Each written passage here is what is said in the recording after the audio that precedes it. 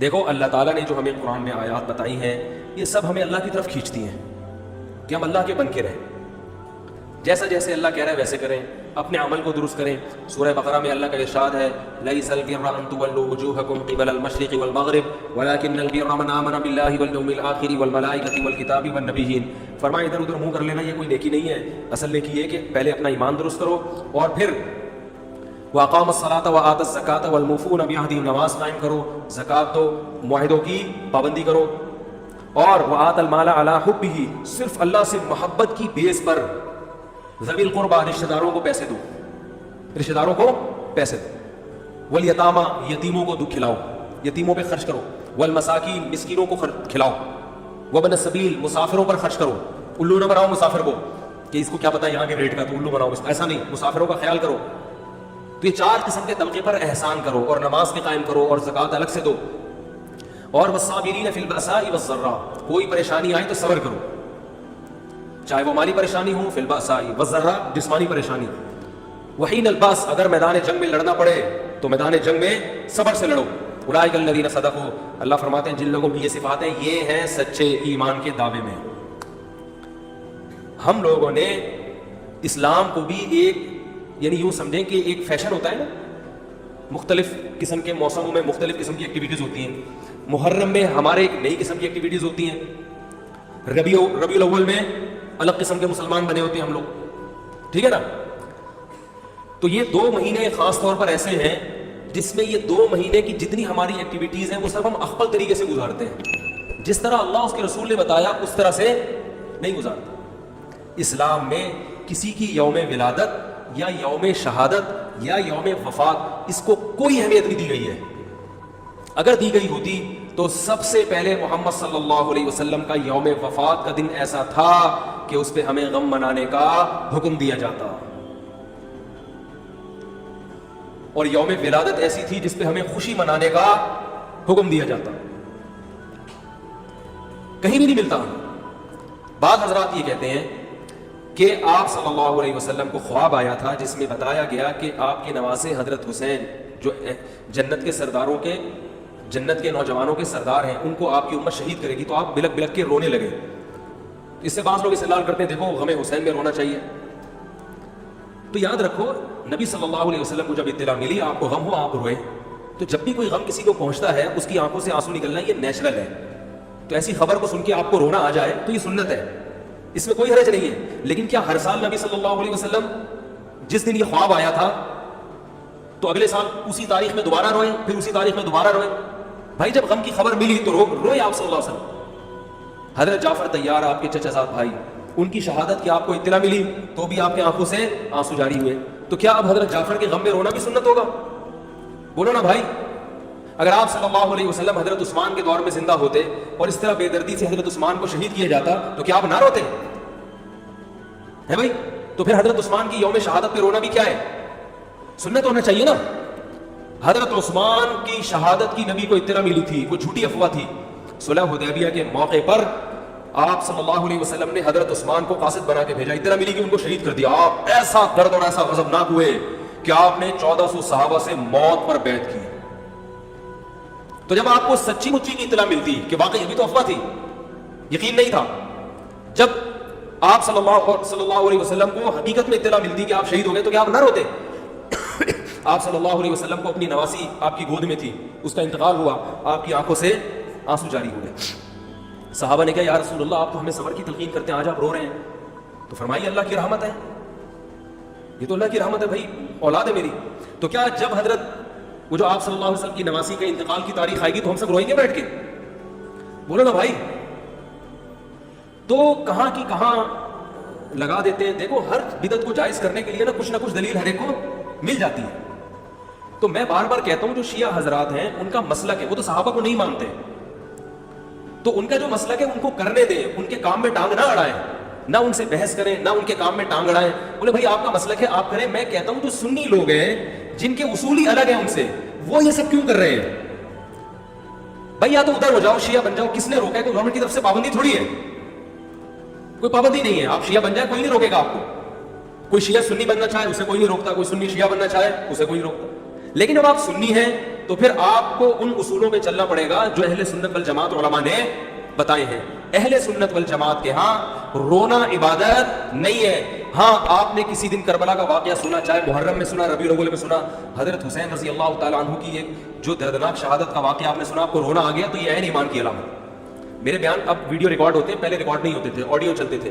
تو میں نے 2 دفعہ زندگی میں پہلی دفعہ جب یہ واقعہ بیان سنا, بیان کے دوران میں بھی رو رہا تھا اور سننے والے بھی رو رہے تھے, نیچرلی آ گیا رونا.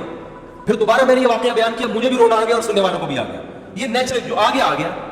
لیکن اگر میں اس لیے بیٹھوں کہ میں رو, آج میں پروگرام ہے باقاعدہ, بولو بھائی, رونے کا, اور آپ کو بھی رلاؤں گا, اور وہ محرم کا واقعہ میں اگر ربیع الاول میں بیان کروں گا تو رونا آ گیا مجھے.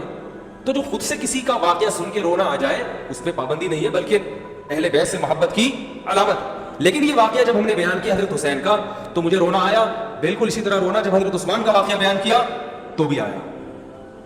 ظلم تو ان پر بھی ہوا تھا, کوئی کم تھوڑی ہوا تھا. بلکہ مجھے یاد ہے جب میں نے پہلی دفعہ نبی صلی اللہ علیہ وسلم کی سیرت پڑھی, بالکل چھوٹا بچہ تھا, اس وقت میری عمر 9 یا 10 سال ہوگی, اور وہ آپ صلی اللہ علیہ وسلم کی وفات کا واقعہ لکھا تھا. تو اتنے بچے میں تو اتنی سمجھ نہیں ہوتی, لیکن جب مجھے یاد ہے میں پڑھ رہا تھا تو مسلسل آنکھوں سے آنسو بہ رہے تھے. ایسا دردناک واقعہ نبی صلی اللہ علیہ وسلم کی وفات کا. تو وہ تو کسی کے بھی وفات کی خبر جب ہم سنتے ہیں تو نیچرلی رونا آتا ہے انسان کو. کبھی وہ انسان کوشش تو برداشت کرنے کی کرنی چاہیے, لیکن اب ہمارے ہاں واقعات سنا کے باقاعدہ رونے کے پروگرام ہوتے ہیں. یہ اسلام کی تعلیمات نہیں ہے, یہ اسلام کی تعلیمات نہیں ہے, کیونکہ اسلام میں صبر کا حکم ہے. جو خود سے رونا آ جائے نا انسان کو تو وہ ایک نیچرلی ہے.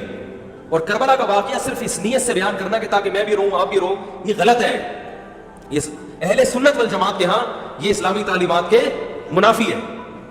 سمجھ میں آ رہی ہے بات کہ نہیں آ رہی؟ اور کسی مخصوص دن کے ساتھ تو ویسے بھی خاص نہیں ہے. اور ویسے بھی شریعت میں صحیح بخاری مسلم کی حدیث ہے, آپ صلی اللہ علیہ وسلم نے نوحہ کرنے والی عورتوں پہ لعنت, نیاحہ کہتے ہیں چیخنا چلانا. آپ کو پتہ ہے زمانے جاہلیت میں جب کسی کی میت ہوتی تھی تو باقاعدہ پیسے دے کے عورتوں کو رلوایا جاتا تھا, پیسے دے کے. آج بھی بہت جگہوں پہ یہ ہو رہا ہے, پیسے دے کے رلوایا جاتا ہے. تو نبی نے تو ان عورتوں پہ لعنت کی جو فری میں روتی ہیں, پیسے دے کے نہیں, جو فری میں میت پہ روتی ہیں. اور چیخ چلا کے رونا تو ویسے ہی حرام ہے اسلام میں. میت پہ جب بھی نبی صلی اللہ علیہ وسلم روئے ہیں آپ کی آنکھوں سے آنسو, بس چیخ چلا کے نہیں روئے ہیں. حضرت جعفر طیار بھی تو اہل بیت میں سے تھے. جب شہید ہوتے ہیں آپ کی 4 جوان بیویاں بیوہ ہوتے ہیں, چھوٹے چھوٹے بچے یتیم ہو جاتے ہیں, تو ان کی بیویاں جب روتی ہیں تو گھر سے باہر آواز آتی ہے. آپ نے پہلی دفعہ سمجھایا جا کے کہ ان سے بولو اپنی آوازوں کو بس کرو. جب دوبارہ تو آپ نے فرمایا منہ پہ خاک پھینک دو جا کے. حالانکہ ان کا جو رشتہ حضرت جعفر طیار سے تھا وہ ہمارا نہیں ہے, ہم تو بہت دور کے ہیں.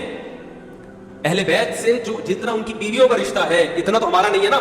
ان کو چیخ کے رونے کی اجازت نہیں تھی. اور آج ہمارے یہاں کیسے ہوتا ہے, ہاں ہو چیخ رہے ہیں, پیٹ رہے ہیں.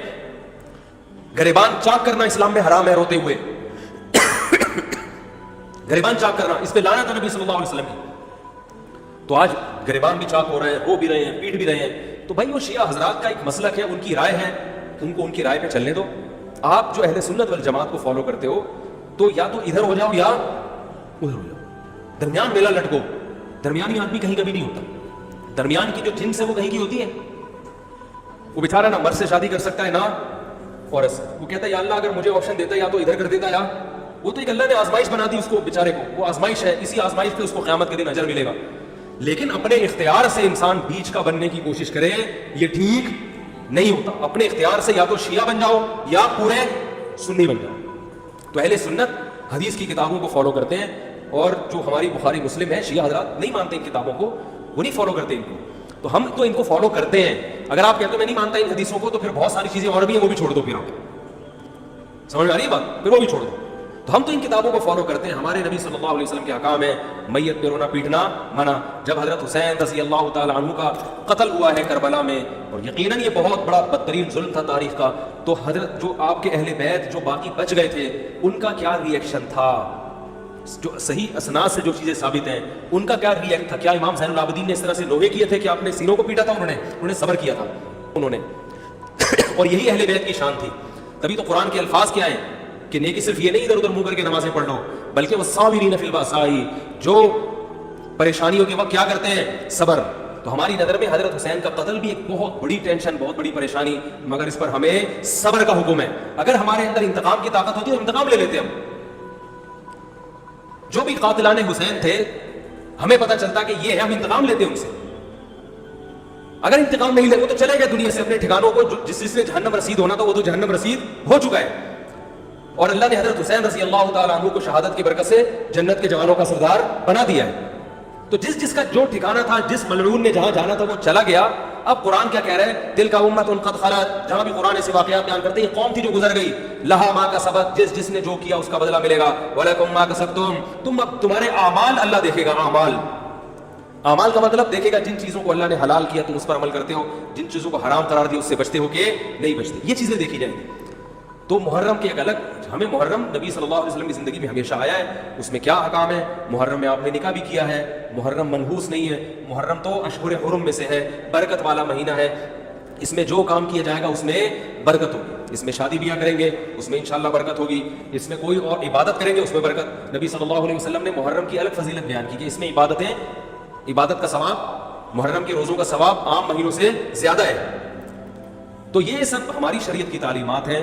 تو ہمیں ایک طرف ہو جانا چاہیے، ہمیں اسی کو فالو کرنا چاہیے. ہاں یہ وہ دور نہیں ہے کہ آپ دوسروں پہ جا کے انگلیاں اٹھائیں، تم یہ کیوں کر رہے ہو، یہ کیوں، بس چھوڑ دو اس کو، جو جب اس کو سمجھ میں آئے گی تو آ جائے گا، نہیں آئے گی تو 73 فرقے ہیں نا، تو یہ آپ تھوڑی ختم کرو گے، یہ حضرت عیسیٰ علیہ السلام آ کے ختم کریں گے. تو جو کام عیسیٰ علیہ السلام کا ہے وہ خود کرنے کی کوشش بولو بھائی مت کرو. آپ دیکھو کہ ان میں جو صحیح ہے اس کو فالو کرو، باقی بھائی جیسا کر رہے ہو. ہمارے پاس نہ کوئی پولیس ہے نہ کوئی پاور ہے، پولیس بھی ہوتی تو بھی کچھ نہیں کرتی. ہم اگر پولیس میں ہوتے تو کیا کر لیتے. فساد ہوتا ہے ان چیزوں سے. افغانستان میں جب طالبان کی حکومت تھی تو بھائی کون سی والی گھڑی صحیح ہے؟ میری گھڑی میں تو کیا ٹائم ہو رہا ہے؟ تو کبھی آگے چلیے. اچھا پھر ابھی بس اذان ہونے والی ہے، ٹھیک ہے بتا. تو کیا کہہ رہا تھا یار، وہاں افغان طالبان کی جب حکومت تھی 5 سال، تو انہوں نے بھی شیعہ کی امام بارگاہ کو ختم نہیں کیا تھا. سمجھ رہے بات؟ ایک حد بندی کر دی تھی، ختم نہیں کیا انہوں نے بھی شیعوں سے سلو کی تھی، مذاکرات کیے تھے. بھائی ٹھیک ہے آپ اپنی امام بارگاہ کے اندر جو آپ کی ایکٹیویٹیز ہیں آپ کو کرو. حالانکہ کتنی پاورفل حکومت تھی، اس لیے کہ اتنی بڑی تعداد میں انہوں نے کہا بھائی ہم کیسے پابندی لگائیں، ایک پورا ایسا ممکن نہیں ہے ہمارے لیے. تو گورنمنٹ کے لیے بہت سی چیزیں ممکن نہیں ہوتی، پابندیاں نہیں لگا سکتی گورنمنٹ. تو جو طالبان نہیں ختم کر سکے، حالانکہ طالبان سنی مسلک کے تھے اور وہ شیعہ بالکل ایک. میں نے وہاں امام بارگاہ میں اذانیں بھی سنی ہے، ریڈیو پہ اذان آتی تھی امام بارگاہ سے، میں نے خود سنی ہے کہ بھائی میں نے یہ کہاں سے آ رہے ہیں، افغانستان سے. میں اس وقت اذان، افغانستان کا چینل اس وقت آتا تھا طالبان کا اردو میں چینل، تو اس میں اذان آ رہی ہوتی تھی شیعہ حضرات کی. تو فرقواریت کا یہ طریقہ ختم کرنے کا نہیں ہے کہ آپ جا کے ان کو چھیڑیں تنگ کریں. بھائی یہ بہت عرصے سے چلے آ رہے ہیں، چلتے رہیں گے. جو صحیح ہوگا اس کو حضرت عیسیٰ علیہ السلام نافذ کر دیں گے، جو غلط کو ڈیلیٹ کر دیں گے خود ہی. اگر ہم غلط ہوئے تو حضرت عیسیٰ علیہ السلام سب سے پہلے ہمارے گردن اڑا کے ہمیں ڈیلیٹ کر دیں گے، ٹھیک ہے نا. اگر وہ غلط ہوئے تو ان کو ختم کر دیں گے. تو یہ ان کا کام ہے، آج کسی کے بس میں یہ نہیں ہے. تو میں یہ اس لیے کہہ رہا ہوں کہ لڑو مت، گالی گلوچ مت کرو، فیس بک پہ ایک دوسرے کے خلاف نیگیٹو کمنٹس مت کرو، کیونکہ ہم اختلافات کے متحمل نہیں ہیں. ہمیں بہرحال قومی سطح پہ ایک ہی بن کے رہنا ہے. پاکستان کے مقابلے میں جو ہمارے دشمن ہیں ان کے مقابلے میں ہمیں ایک بن کے رہیں. جہاں تک مذہب کا تعلق ہے، بھائی آپ کا مسلک اجازت دیتا ہے آپ کریں، ہمارا مسلک ہمیں اس کی اجازت، ہمارا مسلک ہمیں ماتم دیکھنے کی بھی اجازت نہیں دیتا. سمجھ میں آ رہی ہے بات؟ ہمیں دیکھنے کی بھی اجازت نہیں، ہم دیکھیں گے بھی نہیں. آپ کا مسلک ہے آپ کریں. تو لڑنا بھڑنا نہیں ہے. میں صرف یہ کہہ رہا ہوں کہ ایک طرف ہو جاؤ، یا ادھر یا بولو بھائی ادھر ہو جاؤ. تو ہم یہ چیزوں کو غلط سمجھتے ہیں، نہ ماتم کو جائز سمجھتے ہیں، نہ رونے پیٹنے کو جائز سمجھتے ہیں. جس طرح سے رویا جا رہا ہے، کسی کو واقعہ کربلا سن کے رونا آ جائے، یہ ایمان کی علامت ہے اہل بیت. لیکن یہ کوئی سنت عمل نہیں ہے کہ باقاعدہ اس کو رلانے کے لیے آرڈر پہ بٹھایا جائے کہ چلو کربلا کا واقعہ سن کے رونا سنت ہے تو آپ بیٹھو تو رو. ایسا نہیں ہے، کچھ ایسی شریعت میں نہیں. اللہ تعالیٰ سے دعا ہے کہ اللہ تعالیٰ ہمیں اہل سنت والجماعت میں اگر ہم ہیں تو حقیقی معنوں میں اس میں داخل کر لے، اور پھر اسی کو فالو کرنے کی توفیق عطا فرمائے، اور ملک کو بدامنی سے محفوظ فرمائے. سبحانک اللہ.